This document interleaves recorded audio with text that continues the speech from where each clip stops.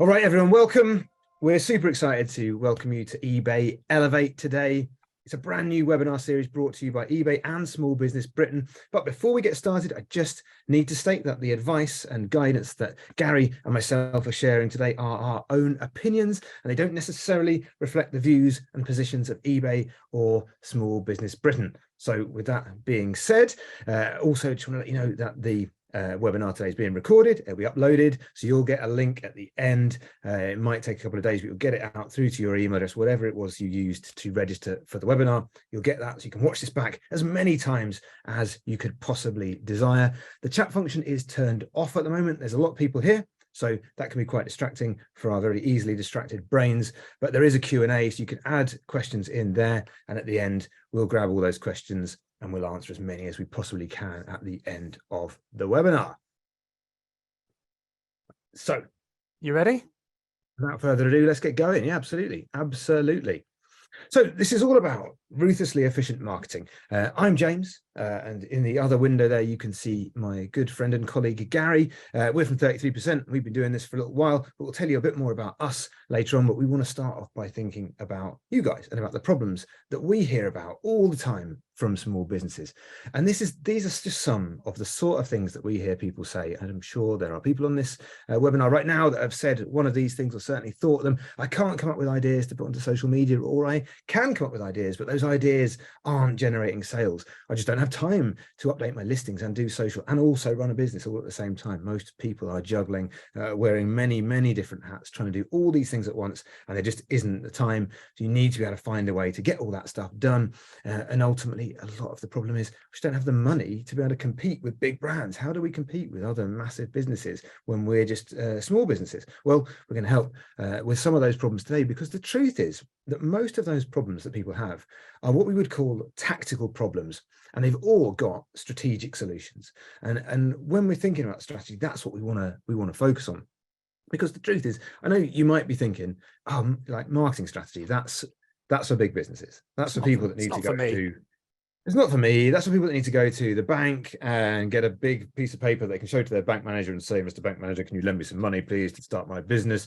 And then they'll stick it in a drawer somewhere and never look at it again. But actually, that's so not true, because a marketing strategy is one of the most important weapons in a small business's arsenal to be able to fight against the big businesses. Because a big business, they can take a scattergun approach to marketing. They can try all sorts of different stuff, spend their money here and there and see what works out. But we don't have that luxury. We're not sitting on massive marketing budgets. So we're going to have to be strategic. We're going to have to focus on the things that matter. And that's what a marketing strategy really allows you to do. It allows you to get away from this overwhelm that you're probably feeling. And the truth is, right now, it's amazing, because I could start a new business tomorrow. I could sell anything I want, and there's all these different platforms I could use to do it.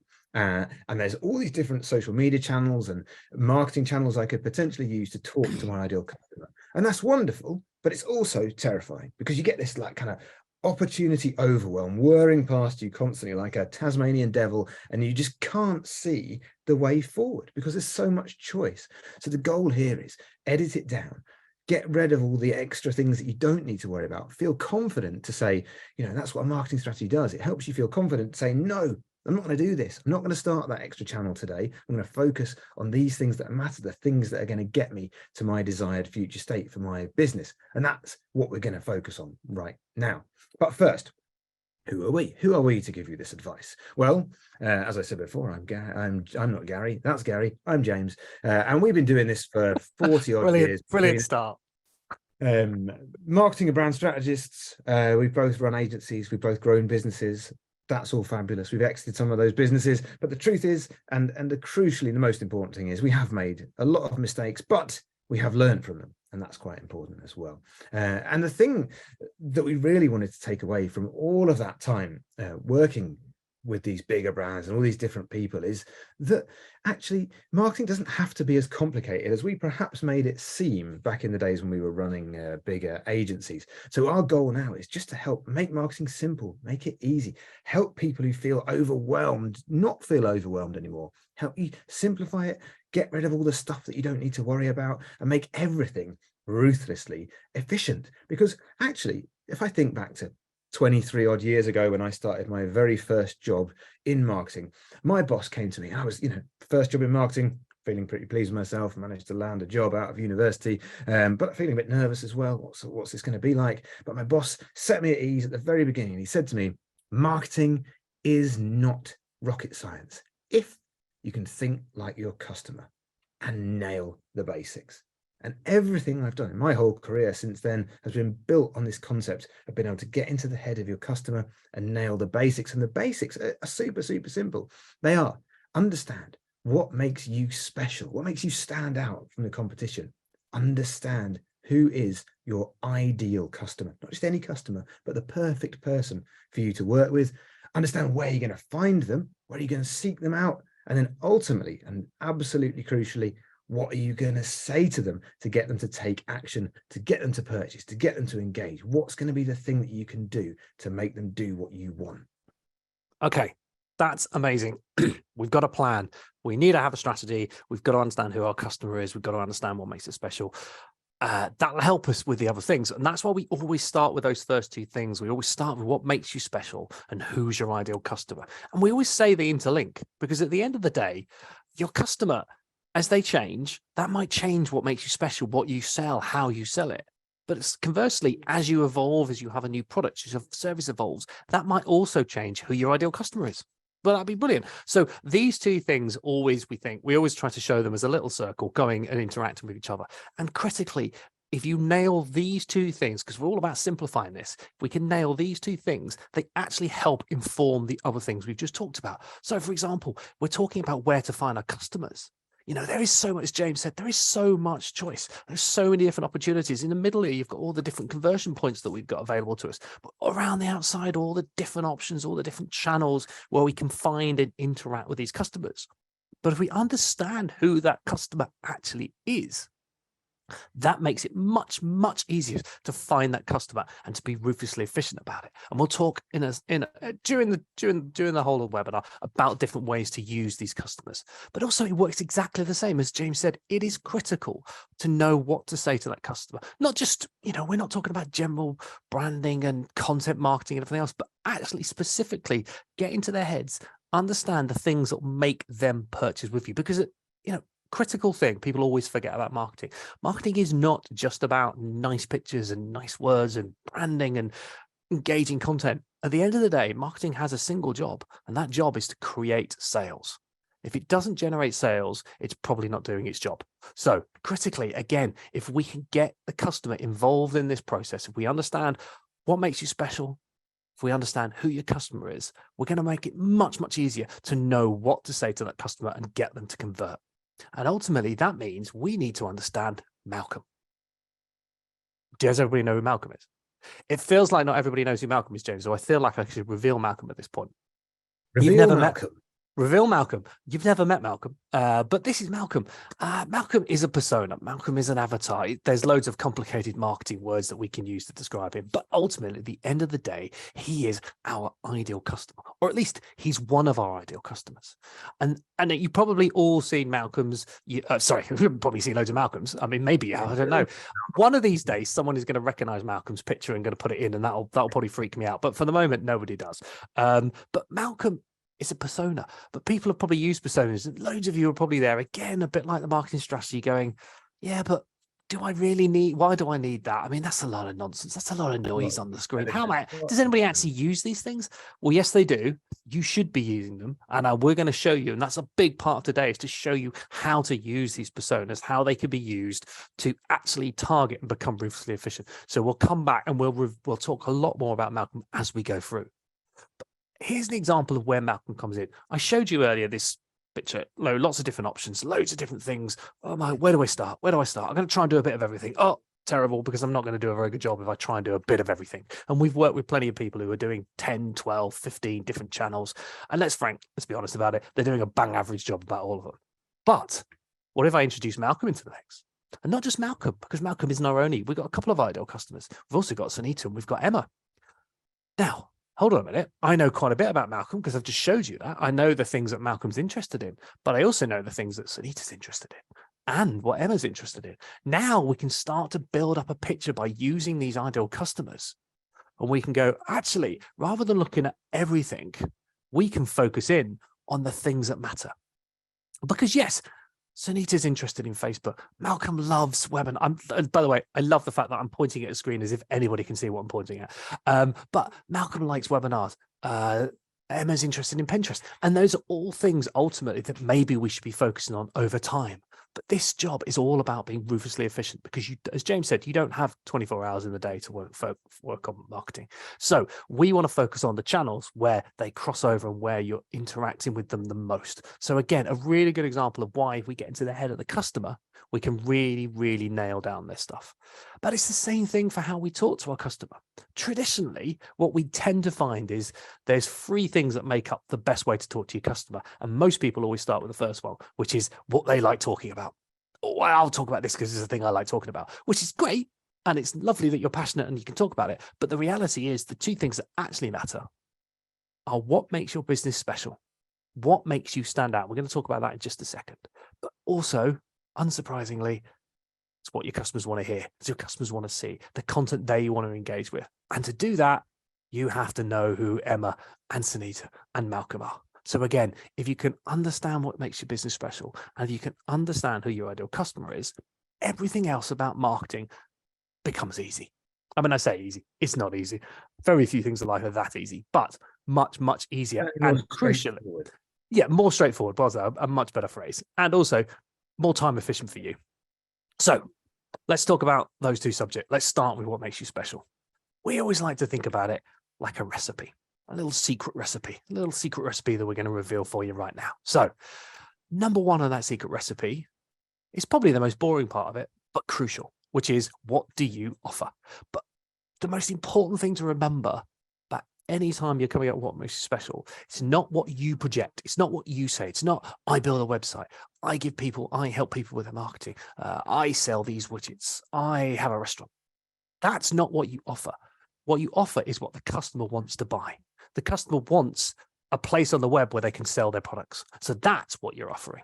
So always reframe what you offer into the mindset of the customer. And that's why we always say, what makes you special, who your ideal customer is, they are intrinsically linked because you have to understand what the customer's thinking. So what do you offer in the terms that the customer understands? Second, and this is where we start to build it up, because that first thing, even if you've really worded it well and you've put it into the mind of the customer, let's be honest, there's probably another 20, 30, 50, 2,000 businesses that can all offer the same thing. Like, you know, I'll be honest with you, we're a marketing agency in Manchester.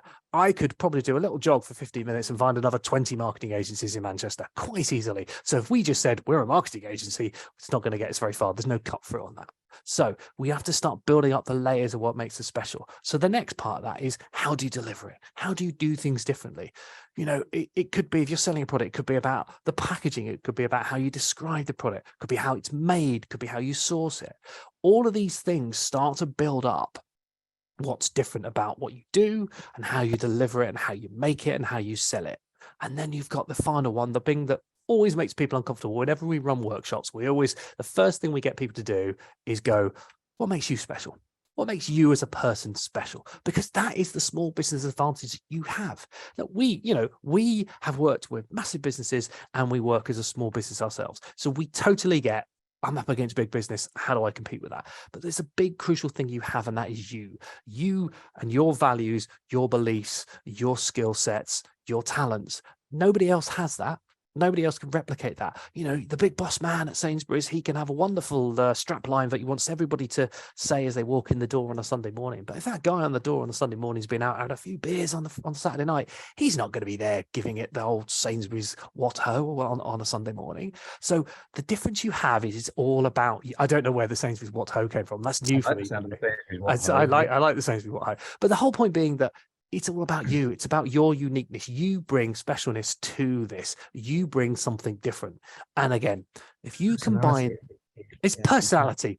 There you go. It is your personality. Can't do that. Big brand can't have that personality. It's not as easy. No, it's not off. Big brands are not authentic. There's no getting away from it. They're very rarely authentic because they can't be. Whereas if we start to combine, like we started off by saying that none of you are unique, probably. I know I'm wrong. There'll be at least 20% of this crowd that is completely unique, but totally unique. But let's assume it's not, and you're competing with other people.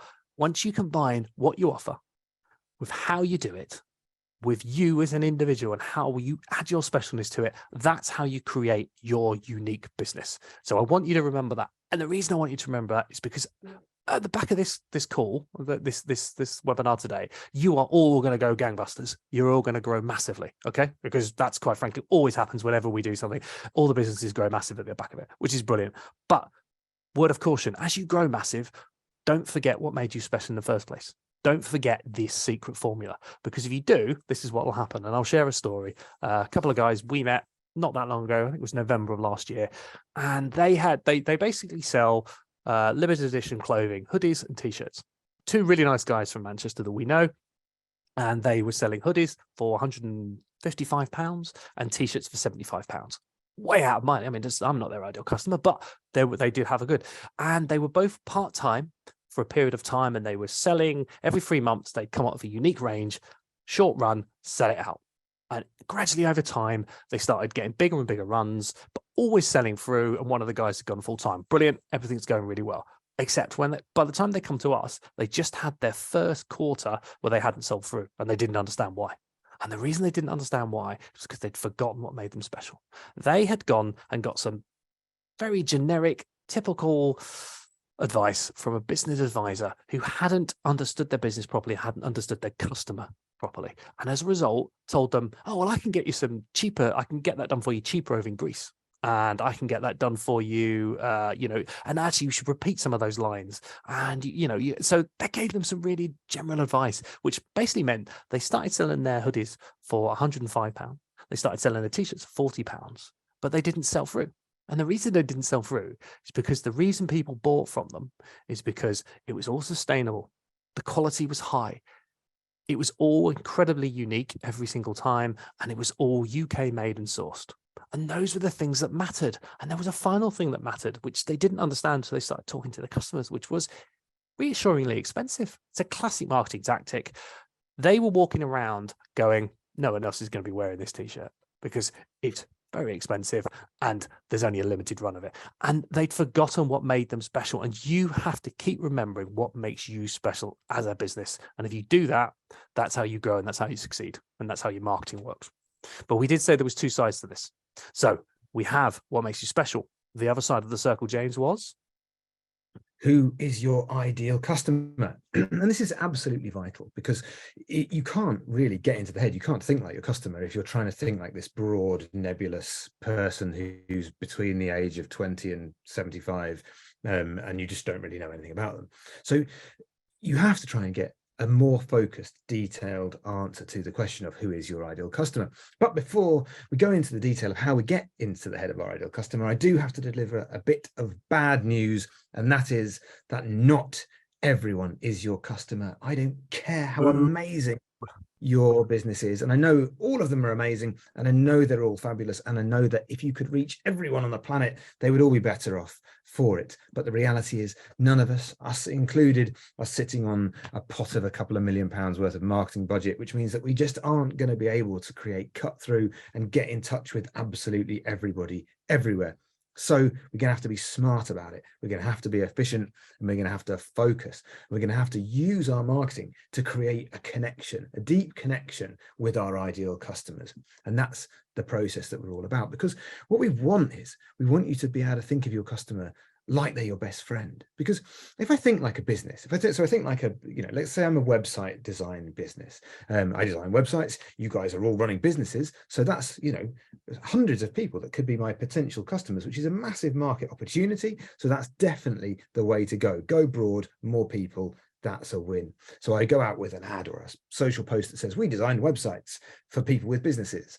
They look nice and they're super cheap. So I've gone in with a price message there, trying to appeal to everyone. That should be pretty good. I should get loads of inquiries on the back of that. But if I think like a customer, if I go back to Malcolm that we met right at the start, he's a restaurateur. He's got a restaurant, and his biggest problem in life is the fact that his tables aren't full every evening. He's got half his covers are there. The rest of the tables are empty. He's got a website that's not delivering any traffic for him. And he goes and he finds an ad for a company that says, we build websites for hospitality businesses to help them fill their tables. How much is it? I don't know. Doesn't matter. I'm not interested in the price of that thing. I'm interested in the problem that you're telling me you can solve. And I love that, because that means that you're going to immediately create that connection. So even though you're narrowing down your market, you're connecting on a deeper level, and you're not going to have to use price. You're not going to have to spend as much money to get to those people. And ultimately, you're going to be able to build that relationship that allows you to treat your customer like your best friend, that person that you know as well as you know yourself, that family member that you don't need to get somebody else to sign off your copy before you send them a WhatsApp message. You're going to see a product and you think, oh, they'll love that. Or you see an amusing GIF and you think, oh, I'll share that with them. They'll get a real kick out of that. That'll be really funny. And you don't have to think about it too much. And if you get into that point with your ideal customer as well, it makes everything easier. All your content is easier. Coming up with new ideas for products or services is easier, because you ask yourself, well, would Malcolm buy that? Would my ideal customer buy that? And if they would, awesome, go for it. And if they wouldn't, maybe it's something for another time. Pop it to one side and come back to it at a later date. So how do we get into the head of our ideal customer? And there's a really simple process that we try and go through to fill out to get to that point.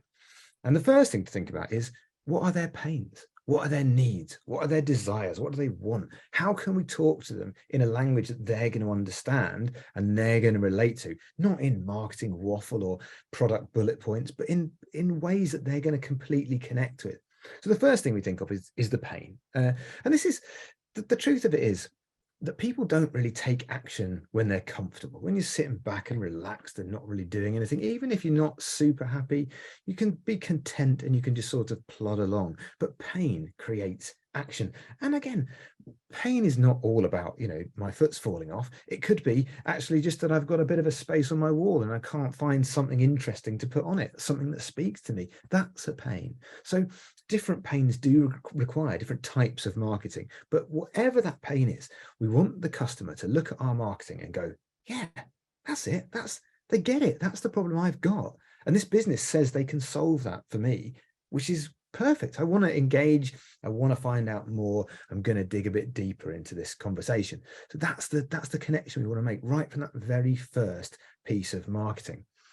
But then we're going to think about, what do they need? What is the thing that they absolutely have to have from this product or service?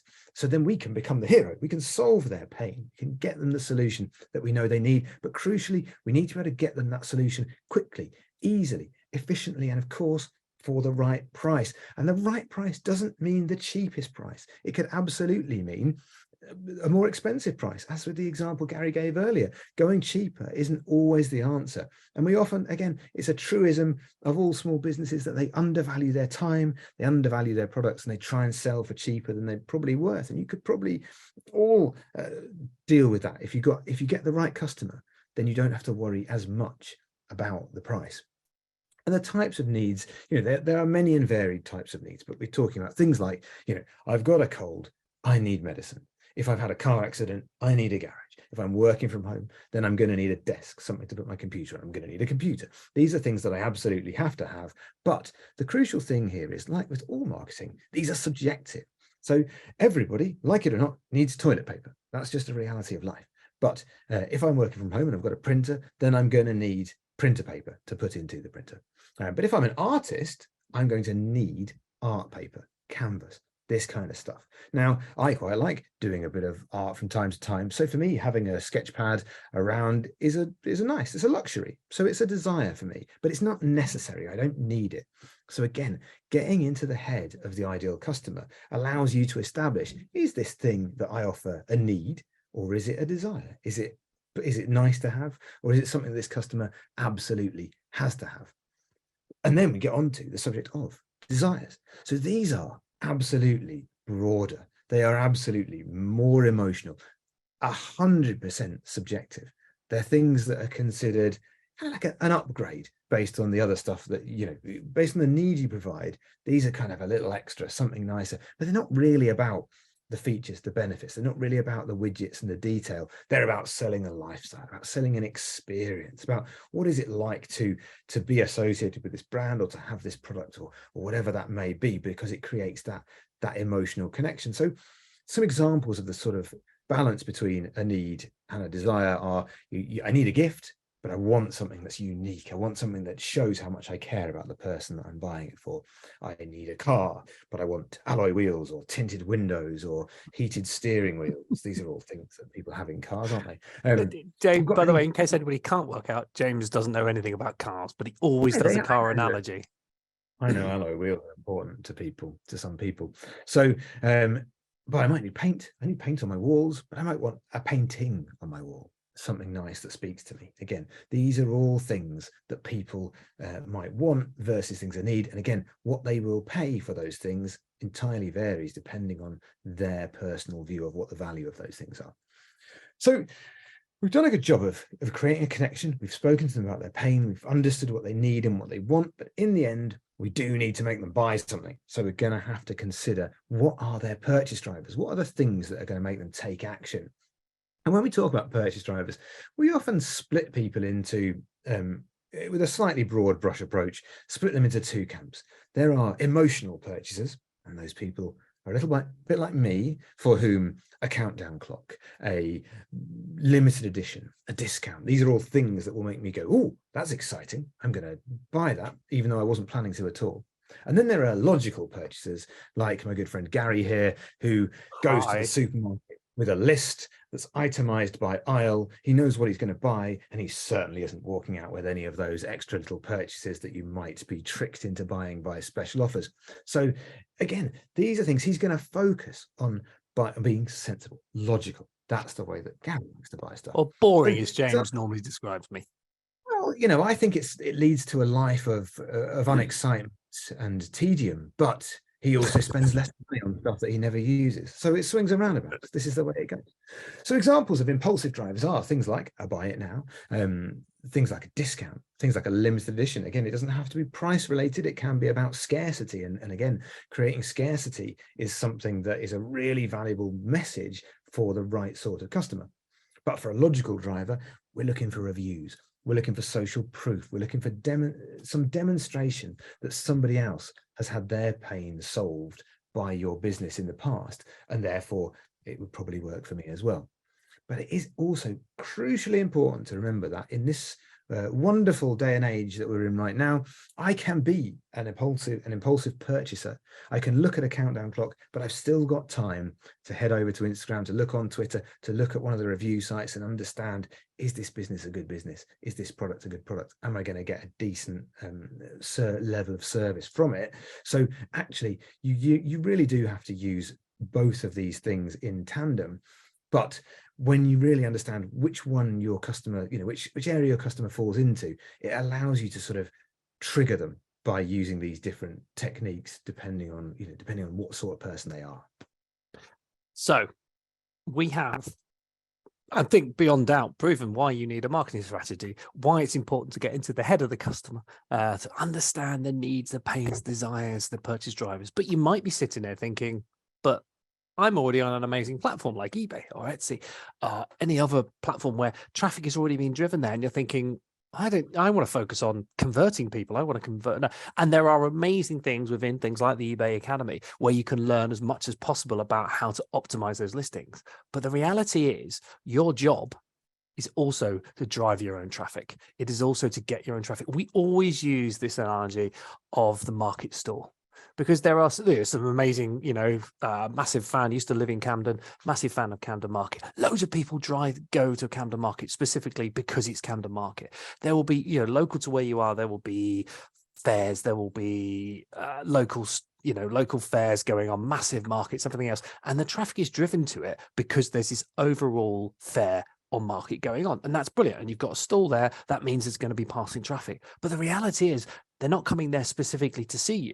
They're going to see all the different stalls, and they could just as easily walk past you and go and see another stall, not even get round to your part of where you are in the market. So whilst there is a load of traffic there, a load of footfall, a load of people walking past, if you were driving your own traffic and you'd managed to engage with, let's say, 25 people online who specifically came to that market to see you, they're going to come to your store, whatever happens. They're going to search you out. They're going to find you. They're going to come directly to you. They might see other things while they're there, but they're going to come and see you. And that's what this is all about. This is what marketing, if you're on a platform, or even if you got your own website, that's what this is about. This is about driving your own traffic, a traffic that's engaged with your product, with your brand, with your way of doing things. So that's why it's critical. That's why, we go through this entire process, regardless of what platform you're on, and say, drive your own traffic, because then you get the best of both worlds. You get this combination of this high footfall that's being driven by these huge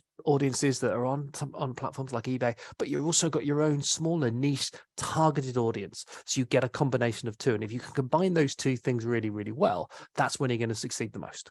And we did promise that we would use those ideal customers. Why build up this man? We've talked about him a lot. You remember Malcolm. So Malcolm is our man, and we're going to use Malcolm. Here he is. As I said before, a lot of people probably look at this and go, oh, God, it's those persona things, isn't it? Yeah, great. I mean, how do you ever use that? Well, let's start to pull out some of that information that we found out about Malcolm. That he doesn't have much free time because he's working in his restaurant, and he's we know that he's got, maybe he's struggling to keep up with his kids because he's a new dad, you see. He's not a massive fan of gyms, doesn't have a massive amount of space in his house. He likes a podcast, watches YouTube, does Instagram. Now, all those pieces of information, as we start to pull those out, as marketeers, that helps us understand him. That helps us also target at him. And it helps us both do targeted where we can find it, but also how we connect with him. So let me start by taking the easy one, and I'll let James do the complicated one, because that's generally how we work. So first of all, helps us head to the right place. We talked a little about this earlier. There is this massive amount of content, a massive amount of areas, places that you can sell to people, you can connect with people, you can discuss with them, you can do ads, you can reach out to them. There's 1,000,001 social media platforms, there's digital content, but it's too much. And as a business, if you try and perfect each one of these channels, you're not being ruthlessly efficient. What you're doing is you are doing a very bad job. You're doing a bad job in every single one of those channels. If you are on Instagram and Facebook and Pinterest and TikTok and YouTube, and you've got emails going out and you're doing some PPC and you're trying to optimize your SEO and you've written some white paper content and you've done a podcast and whatever else, I'm already tired just sort of listing them out. So I don't know how you're keeping up with those. But the whole point being is, if we can start to strip these back, we can start to go, actually, when I looked at Malcolm and I looked at Sunita and I looked at Emma, what I discovered was that if I focus on these 3 channels, I will absolutely nail them and I will maximize my time. Yes, over time, I'd like to add Pinterest. Yes, over time, I'd like to add Facebook. But actually, if I nail these 3, I give myself the best opportunity to grow my audience, the best opportunity to reach those ideal customers. And once I've reached those ideal customers, if I go back to all the information I know about Malcolm, the next thing I want to do is I want to create a genuine connection. I don't want to do generic marketing. I want to create a genuine connection. Yeah, and the beauty of only having those 3 things is that you can then, we go back to the start, we talked about this idea of tactical problems that have a strategic solution. You can get good at 3 things. You can go and do an Instagram course. You can go and learn about how YouTube works. You can learn about how to create a great podcast. You can't get good at all of those things at once. So you can solve the sort of the algorithm hacking business of all those things by looking at that stuff.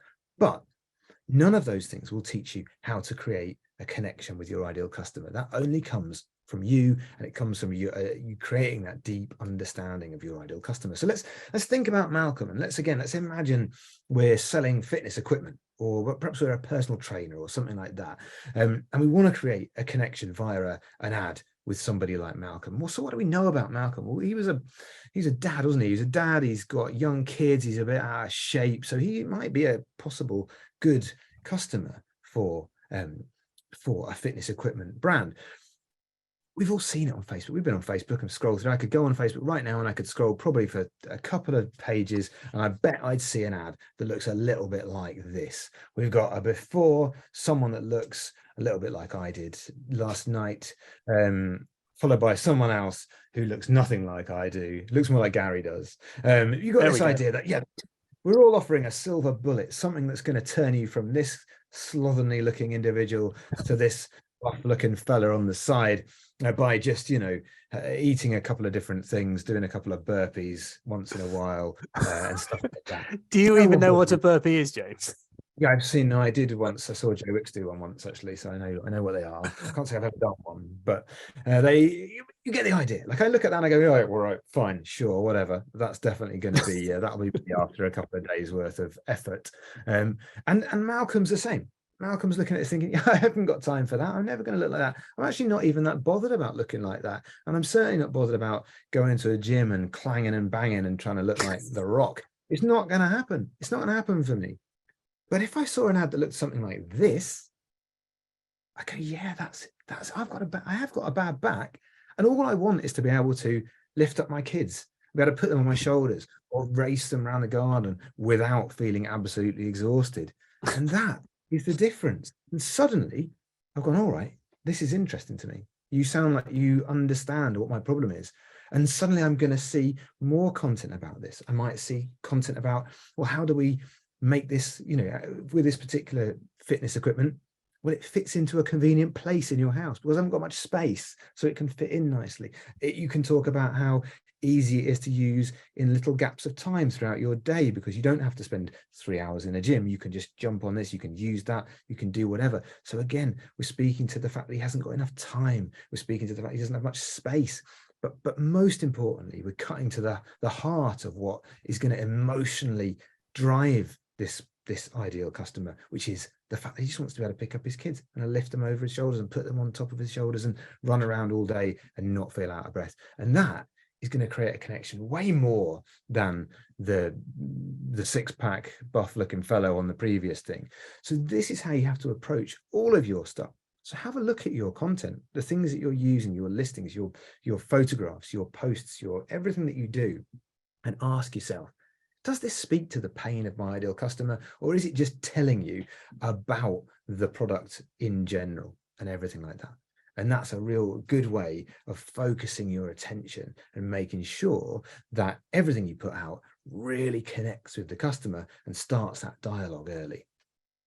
So that's why we always end with this. We've actually done a very similar ad for a customer of ours, and it was very, very successful. We haven't used their exact ad because this is just a bit more fun.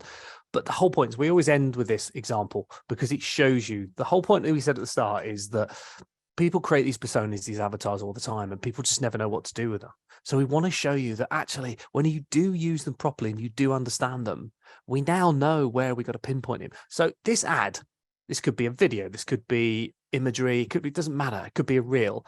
If we put that on Instagram, we know that is going to hit Malcolm because that's where Malcolm's based. We know Malcolm looks through that stuff. We know that that is going to appeal to him because it's hitting his needs. And that's why we always end here by going, right, we've got to really focus on the needs, the pains, the desires, the purchase drivers, the things that are going to push them over the line and be as ruthlessly efficient as possible. By doing this marketing strategy, we haven't had to manage 12 channels. We haven't tried 59 different messages to see if it worked. We haven't got, 1,400 keywords working on Google and everything else, because we know if we can be ruthlessly efficient, we can do less, but we can do it way, way better than we've done before. And that really is the key for us. And that's why we can always talk about what we always want to end. We are just action orientated. We always want you to go away with things to do. We like to give you jobs because, we've just done a job for a period of time. It might be one we love doing, but we've still done some work and we want you to go away and do some work. So we've got 5 key takeaways we want you to go away with.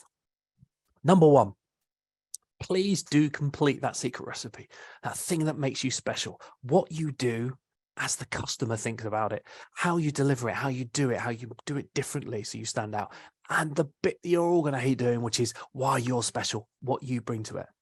Get that, write that down, and always, always please remember that every time you do any piece of marketing, anytime, as James said, anytime you go to look at what products you should be doing, what new services you should be coming up, think about what makes you special, what you bring to things.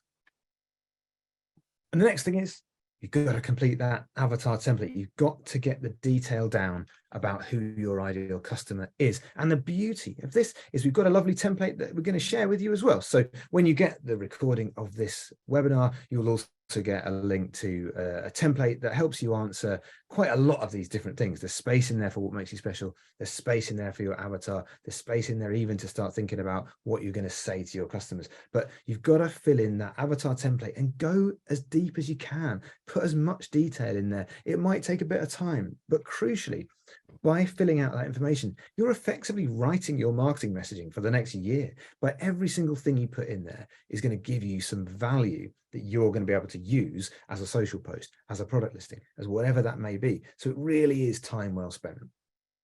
Now I'm really going to start challenging you, because I want you to just focus on free channels.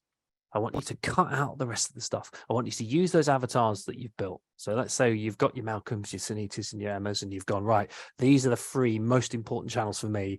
I'm just going to, for the next 2 months, just 2 months, focus on those free channels, nail those free channels, get your content perfect, get your messaging so they appeal to the customer. It's not you projecting what you do, it's what's in the head of the customer. It's the words that they would say. So often people write things up about their business and it's just like, that's how you describe your business. That is not, those are not words that your customer would ever use. So focus on the things that matter to your customer. Go with those channels. Now, at the end of those 2 months, you've nailed those 3 channels. You can add the 4th one, and then you can add the 5th one. But let's start with those first 3 channels. And then we want to get those topics. So we know we want to engage with our customer. We know we want we want to be talking about things that we know they're interested in. So again, you can use that template to understand what it is that they want to hear about, what it is that makes your business special, and find the bit that overlaps in the middle, and pick 3 topics that you're going to talk about. Big, broad topics that can be the stuff that you always talk about. And then don't really stray outside of that area, because this is the trap that people fall into, is writing about things that are entirely irrelevant to their brand and to their ideal customer. I don't honestly care that it's raining outside where you are. I want to know what you think about this particular brand. Ask yourself, when you're posting a social media post, ask yourself, why am I writing about this? What relevance does this have to my customer? And if it does, it's perfect. And again, by having 3 or 4 different topics, it allows you to be an interesting person. It allows you to talk about a variety of subjects, but that ultimately always connect back to your brand and your business and help you create that empathy with your ideal customer. And then finally, most importantly, and you've seen this all the way through this, focus on what matters. The world is full of distraction. The world is full of shiny new things that you can get distracted with. And I'm suddenly looking around there, oh, look at that, that's lovely. Oh, that needs dusting. Oh, I haven't done that. You easily get distracted. We don't want you to get distracted. We want you to focus. That's why we give you this. You know, we talk about write out what makes you special. Get those free avatars, those ideal customers, pick free channels, focus on those topics. If a new topic comes up, just go to yourself, no, I've got these 3. I've got to do. Shut everything else. Focus on what matters. Focus on appealing directly to your ideal customer. And if you can do that, then you'll nail the next 2 months. You nail the next 2 months, you expand and you expand. And that's the whole point. We want you to focus on the things that matter. And that's it. When I say that's it, but we're going to give you an opportunity, because we've had loads of questions come in, I believe, James. Questions in, yeah, we've got some good questions here. So if you want to come off the screen share, we can go through some of these questions right now. So okay, the first question is come up. I'm going to use this one first because it's come up 3 times. Is how do you do the ideal customer avatar? How do you come up with the detail for that? And that is a hard thing to do. It's probably the hardest thing that we've got, because you can look inside yourself to understand what makes you special, but trying to get into the head of the ideal customer isn't quite as easy sometimes. But there are a number of kind of tips we can use to try and help you get into the head of your ideal customer. And the first and easiest one is, a lot of people who set up small businesses do so because they found a need that they had that wasn't currently available. So there's a pretty good chance that you might actually be your ideal customer, in which case that makes it fairly easy. You can start writing about your life, write about the problems you had before you were able to solve that problem, put yourself into a position of before you found your product or before you found your service, and write down as much as you can about that. On the other hand, you might not be. You might have just spotted a great gap in the market, in which case you might already have some customers. And if that's the case, then just ask your customers, ask some questions, talk to them and engage with them. Again, use your small business advantage, which is you, your personality, your ability to chat to people, and try and ask them about what channels do they use, where do they hang out, what sort of messaging works for them. And then this is a bit of art and a bit of science. So yes, you have to make some assumptions, you have to draw some conclusions from the stuff that you've got there. And then the most important thing is test. You can test stuff, because again, you're not trying to test it with a huge wide audience of a huge number of people that may or may not see it. Instead, you're focusing on a small group of people, so you can test stuff, see if it works, see if it hits, see if it connects. And if it doesn't, maybe you've got to change it. You might need to adjust the avatar a little bit. And that's why it is a cyclical process, where sometimes you change the avatar a little bit to make it fit better with what makes you special. Sometimes you tweak what you offer to better appeal to the avatar. So it's really a bit of art, a bit of science, and using what you know and what your customers know, and then a bit of, tactical stuff around what are the demographics of each of the social media platforms to know whether that's the right connection for you. Cool. Now you've answered one other one I was going to bring up, which was effectively testing. So we talked about that: refine, test, refine, test, refine. It's the art of marketing. I'll bring in another question, which is a very, very common question we get, particularly on these sorts of webinars, which is the example we've got here is I've got two halves of my business, a B2C and a B2B side, and they're quite different, and the messaging is different. But this can happen even within brands that aren't B2B and B2C. They could have just two competing kind of products. And I'll be honest with you, we've been through this ourselves. We have a marketing services business which works with larger SMEs, I would probably describe it as that, and hospitality and places like that. But then we also have a part of our business which is dedicated to doing amazing things like this, which is talking to small business, solopreneurs, self-employed, 2 to 5 people businesses, stuff like that, and totally different messages. The things that work in one place are different. You've got to ask yourself 2 questions. Question number 1 is, we do that exercise where we look at the crossover of the content and we look at a Venn diagram. And if we think there is not enough crossover so that the content won't appeal, we start to go, okay, maybe we need to have 2 different brands. And that's what our solution in the end was, to have 2 completely different brands. But don't always jump to that, because people always assume that. The reason we went for that is because some of the messaging we would put out on brand A conflicted, probably didn't fit and appeal to brand B. Yeah, it was less about the fact that don't worry too much about the fact that I've put up a post and this person won't be interested. That happens, and you can put up posts and people won't be interested. But will it make them go, well, that's not really the business for me? And that's really where you got to think about it. Is there conflict? Is there conflict between the two? If there is conflict between the two, you probably do have to split them out, and you do have to have 2 different brands.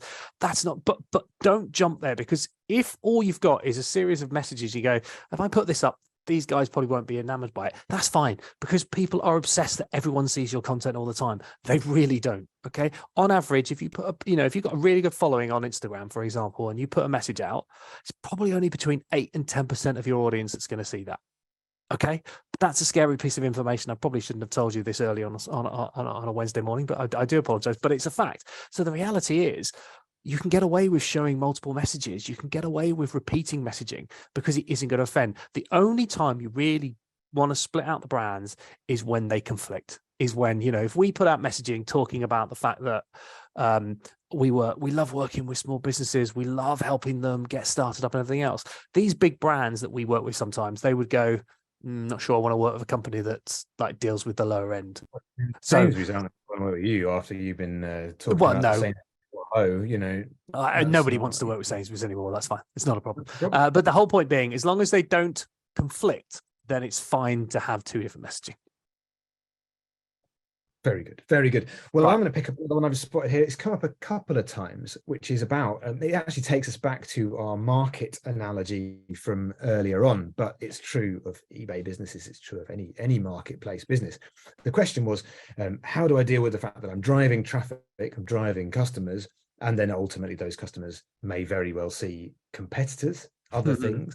So there's something like that, and then there was another question about how I put this information into my eBay listing and things like that. So I'll pick on the first one first, because everyone gets a bit worried about this, don't they? But worried about being like, I need to be secretive about my secret source and my stuff So I don't really want to tell everyone about it, because then everyone, then everyone will copy it or something like that. But the truth is, if you're in a marketplace, if you're in a market, or you're in a shopping center, or you're anything like that, yes, you have got this massive opportunity of lots of traffic that is coming there anyway. And if I'm a customer that's arrived on eBay or any marketplace, and I'm just looking around, then I am going to be jumping from seller to seller to seller to looking at a product focused search. But if you've sent someone in from your social, if I'm selling, fitness equipment, and I brought someone in using my fitness equipment ad, even if there were 3 or 4 other sellers selling the same product, selling the same service, everything could be exactly the same. Even the price could be the same. But because I connected with the customer via my social media, and I brought that customer to me, to my channel, and I showed them my personality, and I engaged with them, and I did a lot of other stuff too, and I spoke crucially in the listing details with the right photographs, I spoke to the pain points they have, they're far more likely to engage with me than they are to engage with any of the other people, because again, I know what drives them, I know what their purchase drivers are, I know that their priorities are different, and ultimately anybody that's going after a broad approach on there will not succeed against you if you're going for a really focused approach. So yes, you are driving traffic, you are driving people in to look at competition, but you shouldn't get worried about that, because it's just another reason to create a really, really good listing that ultimately gets across all these things for ultimately that will appeal to your customer. And ultimately, that is the reason why you've got to drive your own traffic, because if you're not driving your own traffic, they will just be going across the listing and you're waiting for them to find you. So that is why you've got to, if you run an eBay business and somebody put the question in, how do I put all this information into the listing? Customers don't read descriptions, which is probably very, very true. But the reality is, that's why it's so much more important to drive your own traffic, because otherwise you are just at the vagaries of a customer just looking through a list. And if you're driving them direct to you, that's why it makes it much more important. Now, there's a really good question about how do you choose who your ideal customer profile is? I want to go after and sell to a certain type of customer, but do I go with the ones that have brought me a steady stream up to this point? And this is back to the point we were making earlier, which is you will have more than one. We had Malcolm, we had Sunita, we had we have our own. We have two avatars that we use for our academy business, which is Valerie and Paul. And Valerie and Paul are quite different people, at different times. One is a very very focused, runs his own business, very focused on that, and one is just someone who does it almost as a part-time thing, and it's just an enjoyable thing. Now we've worked out that they don't clash, so that we can have those two and they can cross over, but we can still appeal to both types of customers. But it's important because that's why you have multiple. You probably have, of those 3 customers, one of them could be your regular customer that you know a lot about, and one of them could be one you're aspiring to. And it's important. One thing we didn't mention, but we do often talk about, is what is an ideal customer. An ideal customer doesn't necessarily have to be the person who spends the most money. It could be someone who's, small businesses, probably a lot of us would just like the person who comes in every month and spends a regular little amount, because that's nice. It's controllable income. We can understand it. We all, as a marketing agency, we much prefer having our nice retainer clients than we do having big bang one-off projects, because it's much easier to manage the rest of your business. So that's a good example of who you might go after. But also, don't be afraid to go after less profitable clients, but they're advocates. We love an advocate, someone who basically isn't going to spend a massive amount of money, but they're going to go and tell the world how amazing you are. They're going to write a great testimonial. So again, focus on where you want your business. We always say this, and I think it's important to remember, where do you want your business to be in 12 months' time? What sort of customers do you want to have? Right. Well, then start appealing to those customers. They're not going to put off the customers you've got now, because you're going to be smart with how you do your messaging, but you should start appealing to where you want to be. Absolutely. And another quick question, a couple more questions that popped up on here. One was, if you're selling on lots of platforms, should you pick one? And I would use, if I may be permitted to quote Confucius, the man who chases 2 rabbits catches none. And the truth is that if you have a limited amount of time, which you do, if you have a limited amount of resource, which you probably do, then it is far better to focus the customer into one conversion point. That's what we always talk about, this idea that all these different bits of marketing channels are all about sending people to one conversion point, and confusion is the enemy of conversion. So if a customer has got 3 or 4 different places, and woe betide, the pricing is different in a number of different places, then it's confusing and complicated, and it creates a lack of trust as well, and a lack of certainty. So that can be really damaging. So actually, it's quite sensible especially when you're starting out, to pick that one place you want to send people to and direct them, put all your efforts into directing them there, know that you're going to convert them in that place. But the most important thing is you need to make sure that that place is a place that your customer wants to buy things. So that's, again, something like eBay. It gives them the trust, it gives them the confidence, it gives them the ability to be able to know what they're doing when they get there, in a process that works for them. So again, make sure that you're you putting all your efforts into sending them to one place, and then that place is a great place that they're going to want to convert. Brilliant. Now I think maybe this will be the last one we'll see. I love this question because it really plays into the whole tactical problems solved by strategic solutions. So the question was, I've identified Facebook groups, which can be a great source to target potential customers, but not sure how to appeal to them. Do you have any suggestions on how to get our message across? I love it because that is a tactical problem, but the strategic solution is understanding that customer. Because the goal with Facebook groups is not to get, we've probably all seen it, we've probably all been in it, where those Facebook groups, it's just like, buy my product, and that's all that people do. The whole point of a Facebook group is to engage with it, is to talk to the customers, to help the customers, is to help the group. Don't go in with a hard sell. Use the classic 80-20 rule. 80% of the time, you're just engaging, you're talking with them, you're basically having a chat as part of the group. 20% of the time, you happen to talk about the product you sell. And the whole point is you're trying to help people, and you gradually, but the answer can't always be, oh, I can help you with that. Here's my product. You can buy it from me. That can't always be the answer. Point them in the direction of different things, but also gradually twist it round to being about your product. But the whole point is, the better you understand your customer, the more you can just have a normal conversation with them. You can start chatting to them. If you become an advocate in that group, if you become someone that's engaged with the group, most of these Facebook groups are like communities, and they recognize the people that are in those communities that are helping. So if you're someone that's been in there and they've seen you in there every day for the last 3 or 4 weeks, and you've made 3 or 4 helpful suggestions to help some people in the group without selling anything, you're a trusted partner at that point. So I really do, I have to emphasize that a lot. We've used Facebook groups ourselves. We've seen people use them really well and really badly. And the bad ones are where it's just like, oh yeah, I know the answer to that. Here's my product. The answer is not always sell. And it's true of all channels, of all tactics. Be wary of people telling you that you should be sending out a newsletter, or you shouldn't be sending out a newsletter, or you should be on TikTok, or you shouldn't be on TikTok. Generally, those people are selling an email service or a TikTok consultancy. The only person that tells you what channels you should be spending your time on is your ideal customer. And if I can end on one final, because there's still hands being raised and there's still questions coming in, but we are out of time. If you have more questions you want to ask and we haven't got to them, then feel free, find us on Instagram, go and find me and James on LinkedIn. Feel free to send us those questions, and we'll do our best to answer them as best we can. But otherwise, we wish you the best for the weekends. For the weekends. Oh God, I've jumped through. It's only the middle of the week. With you the best of the day, and hopefully we'll speak and see some of you again soon.